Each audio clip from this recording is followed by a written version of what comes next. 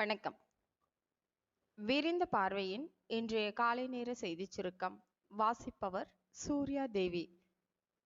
2024 லோக்சபா தேர்தலின் விதிகள் ஜூன் 4ஆம் தேதி முடிந்த பின் முதல்வர் ஸ்டாலின் அவர்கள் சில முக்கியமான நடவடிக்கைகள் எடுப்பார் என திமுக வட்டார தகவல்கள் தெரிவிக்கின்றன. பாலியல் வன்கொடுமை வழக்கில் கைது செய்யப்பட்ட பிரஜ்வல் ரேவண்ணாவிற்கு 6 நாட்கள் போலீஸ் காவல் வழங்கப்பட்டுள்ளது. தேனி மாவட்டம் பெரியகுளத்தைச் சேர்ந்தவர் தந்தை வாங்கிய கடனுக்காக கந்துவட்டி கும்பலைச் சேர்ந்த 4 பேர் தன்னை கூட்டு பாலியல் வன்கொடுமை செய்ததாக பாதிக்கப்பட்ட இளம்பெண் புகார் அளித்துள்ளார். மனசாட்சி இல்லாத மனிதர் மோடி எனவும் நாட்டுக்கு எதிராக பாஜக செயல்படுகிறது எனவும் கூறி தமாக தேர்தல் பொறுப்பாளர் அக்கட்சியில் இருந்து விலகுவதாக அறிவித்துள்ளார்.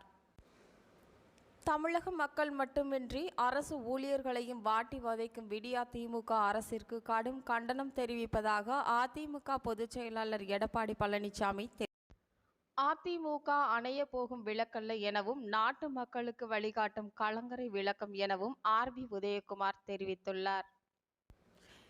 கோவை வெள்ளையங்கிரி மலையேற்றத்திற்கான அனுமதி நேற்றுடன் முடிவடைந்துள்ளது.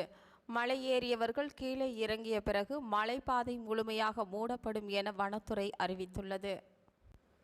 நாகர்கோவிலில் பணி ஓய்வு பெறும் நாளில் மாநகராட்சி பொறியாளர் சஸ்பெண்ட் செய்யப்பட்ட விவகாரம் பெரும் பரபரப்பை ஏற்படுத்தியுள்ளது. மக்களவை தேர்தல் வாக்கு எண்ணிக்கையின் போது முதலில் தபால் வாக்குகளையே எண்ண வேண்டும் என தமிழக தலைமை தேர்தல் அதிகாரிக்கு திமுக கடிதம் எழுதியுள்ளது. டெல்லியில் இன்று நடைபெற உள்ள இந்தியா கூட்டணி ஆலோசனை கூட்டத்தில் தமிழக முதல்வர் மு.க. ஸ்டாலின் அவர்கள் பங்கேற்க உள்ளதாக கூறப்பட்டிருந்த நிலையில் அவரது பயணம் ரத்து செய்யப்பட்டுள்ளதாக தகவல்கள் வெளியாகியுள்ளன. இத்துடன் இன்றைய செய்திச் சுருக்கம் நிறைவு பெறுகிறது.